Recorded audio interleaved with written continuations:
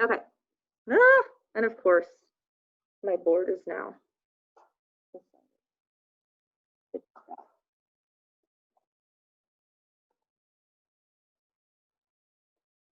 Okay. Got everything plugged in. Here's high school resume sample. So this is our first assignment. Both English 4 and Comp are going to be doing this assignment because a resume is sort of a piece of technical writing that's always important to have. You will be shocked at how many places don't necessarily require a resume, but they make you look good if you throw one in there anyway. When I was in high school, I made a resume to try to apply for a couple of different jobs that weren't technically hiring. When I was in high school as a junior and a senior, I was very interested in journalism. Really liked that. So I applied to the newspapers in St. John and Larned. Those were closest to where I lived in Maxville. Now, granted, small town papers don't usually need extra help. Usually they have one or two people who are kind of running the show and they don't really need the help. But I sent my resume to both of these places and explained my experience and hoped that I could be useful for just a summer. And the Larned newspaper went ahead and hired me on for a few days a week and basically gave me a little internship. Again, they weren't necessarily hiring for it, but they're like, oh, okay. If you've got a little bit of experience, you've got a resume, let's go. Resumes are probably a little less impressive than they were in 2003 and 4. However, they can still have that same positive effect. So this high school resume sample that I'm going to show you. By the way, anytime you find a resume sample that you like, download it. That's not cheating. You see wordings that you like, you can take them. The thing about technical writing is it's not plagiarism to use something that you think works well. So if you like a style or you like a template, you keep it, right?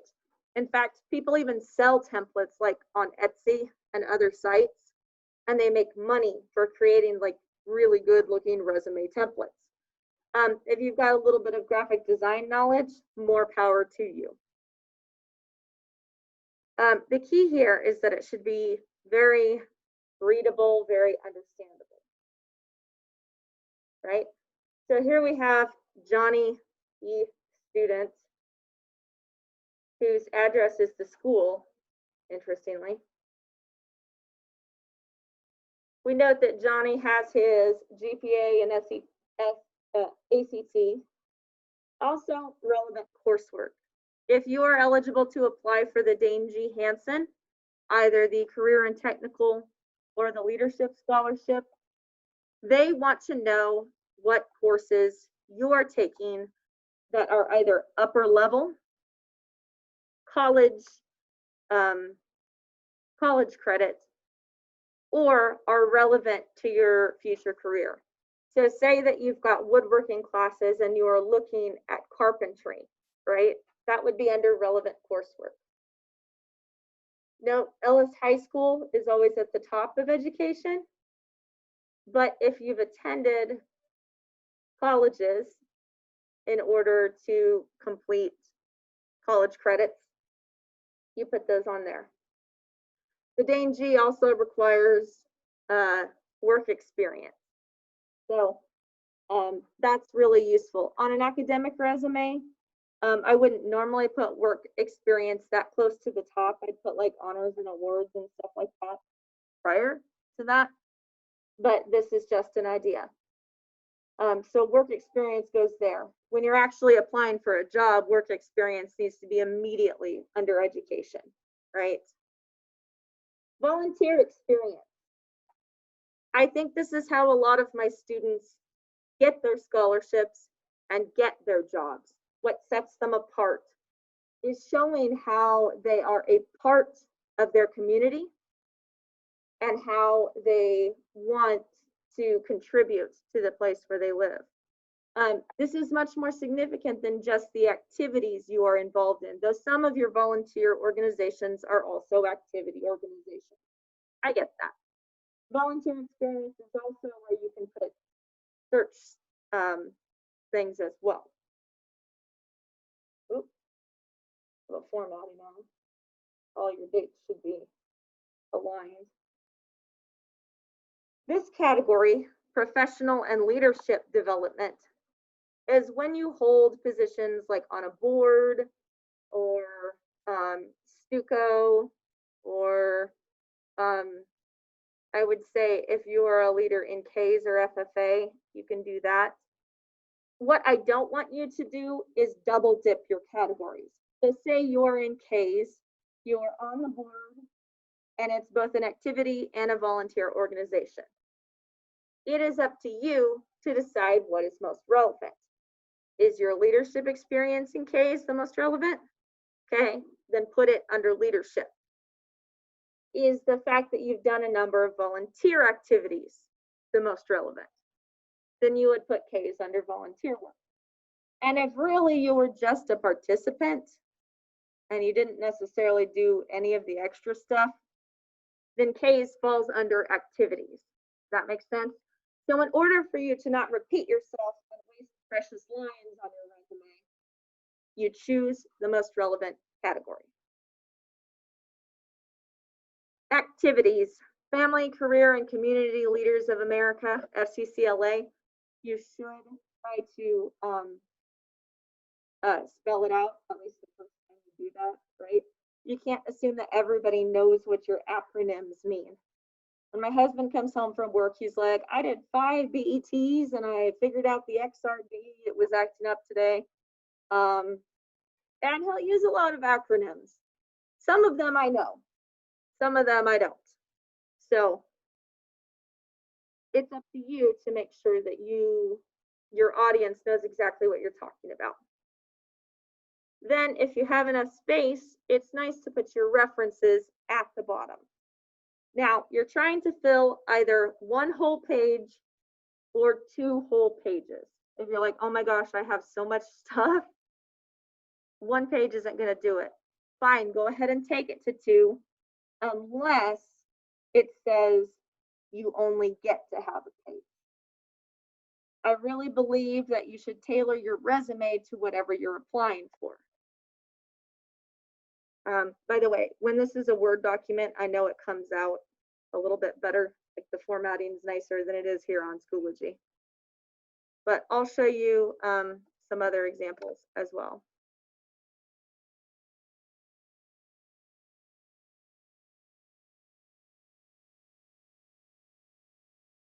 Trying to get the other.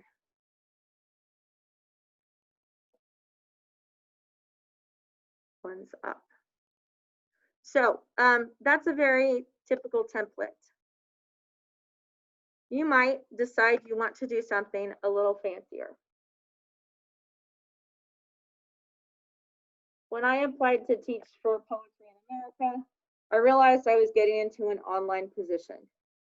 And someone who is applying for an online position needs to know, or needs to show that they know how to work in a digital world with digital media.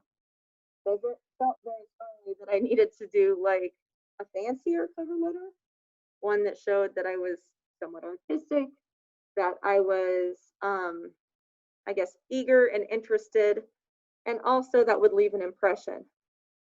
I actually bought this template and I now use it. It's got space for pictures. It's got really easy contact information, has a profile, my education, my teaching experience. This was a teaching job, right? Is a teaching job. There's an honors and awards section. I think if I downloaded this, it would probably come out a little bit better.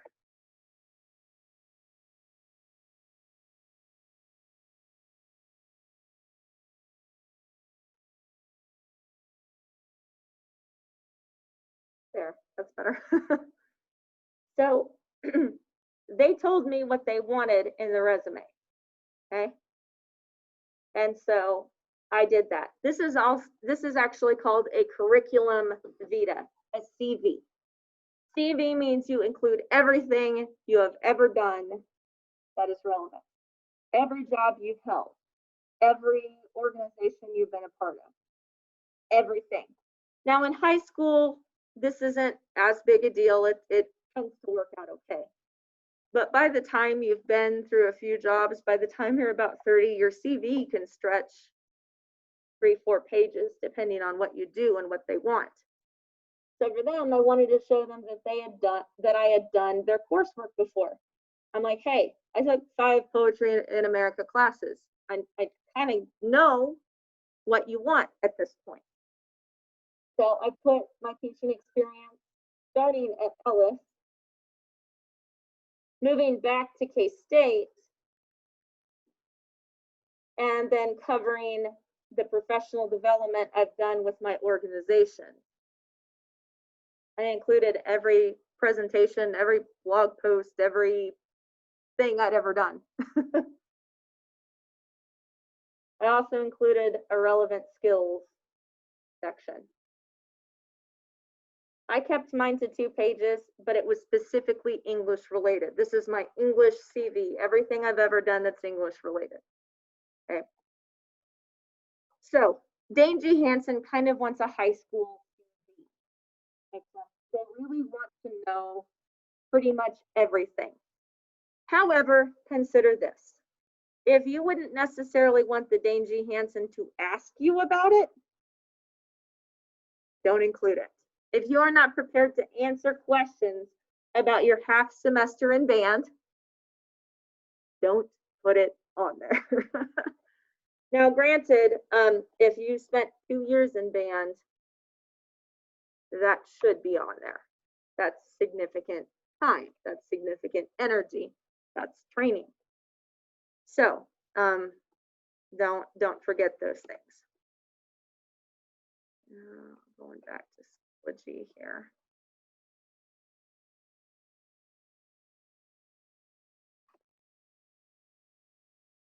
All right. So we are beginning with the resume. Okay. On the resume, there's a number of different categories I want you to consider. You are allowed to combine these or separate them however you want. I'm going to actually make a whiteboard here, and we're going to come up with examples of categories we can use. The first and most important one is always education. Okay. Like you cannot not have education, right? And that's going to include any place you've ever been to school. Barton County Community College, NCK. If you attended a different high school previous to Ellis, you do have to include that on there, okay? So all of that is relevant. What else do we need besides education?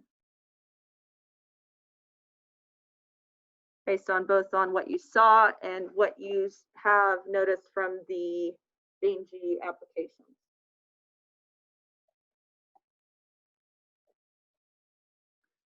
Work, right?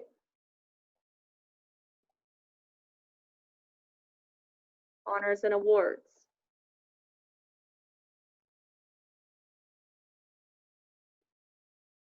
Volunteer experience. Activities, which should technically go at the end.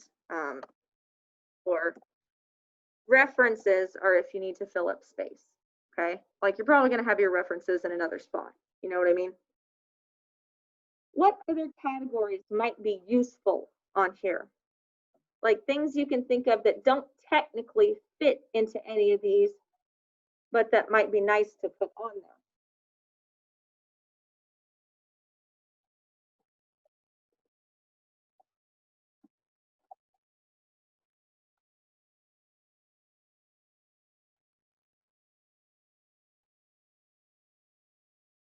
What else do we do?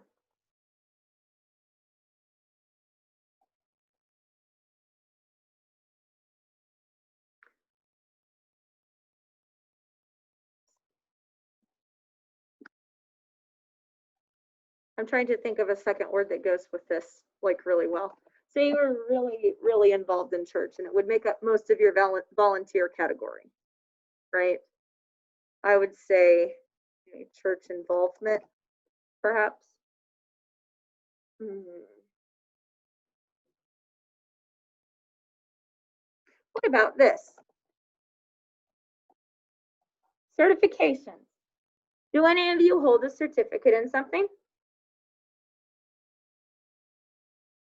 You can put it on there. Relevant skills is a possibility. If you know how to weld, by all means, tell everybody you know how to weld. That's incredible. Good for you.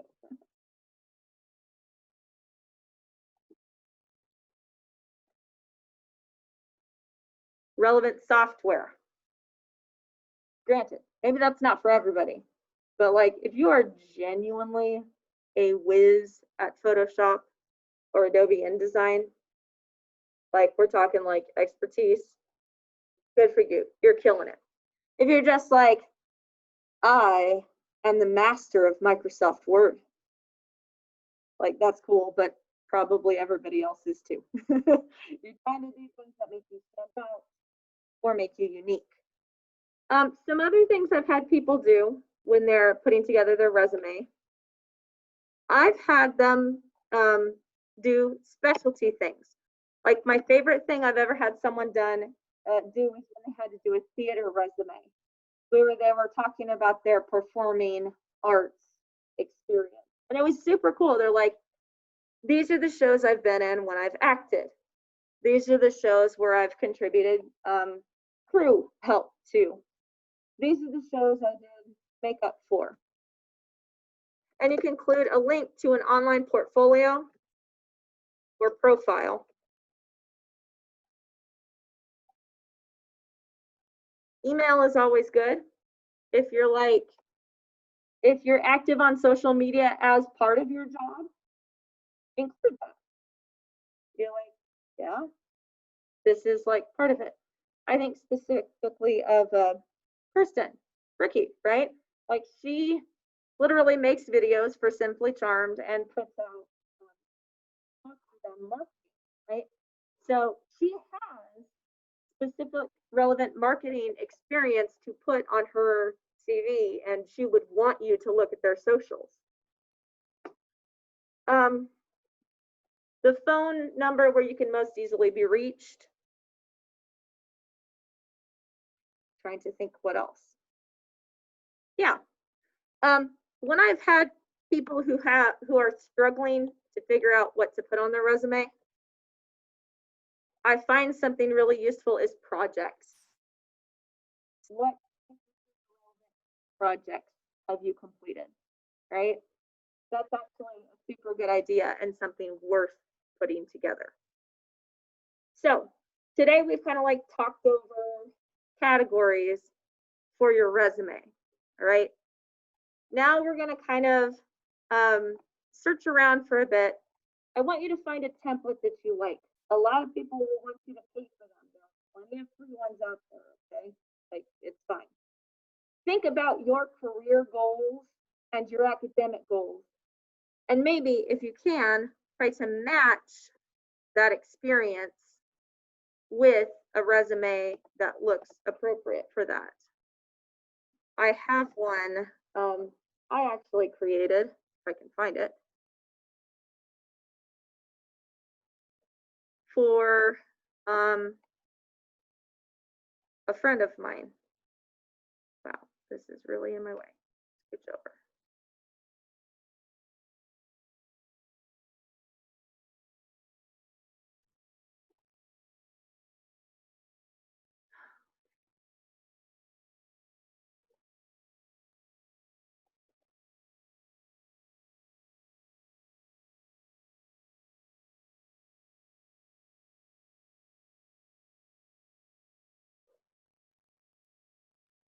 I may not be able to find it.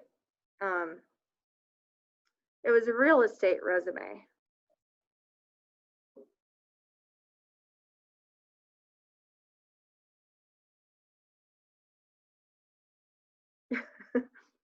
And this is what she gave me to work with. This is not what I gave her back, by the way.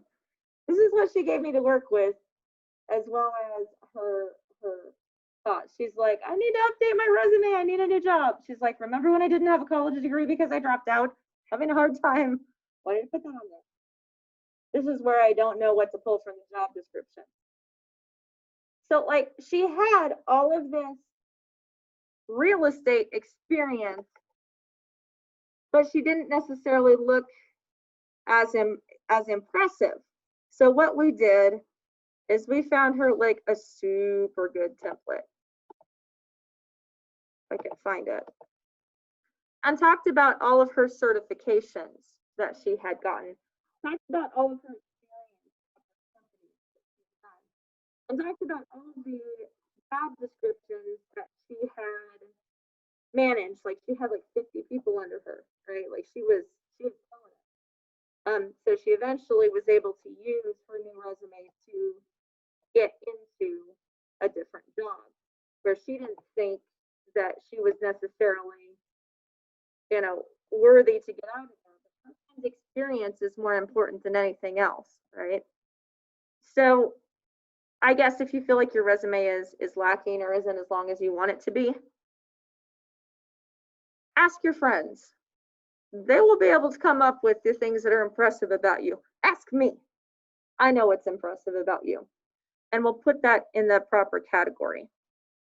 Do we have any questions right now? All right, let's look for templates. Okay. And decide what categories we want to use. I'll come around and help you out.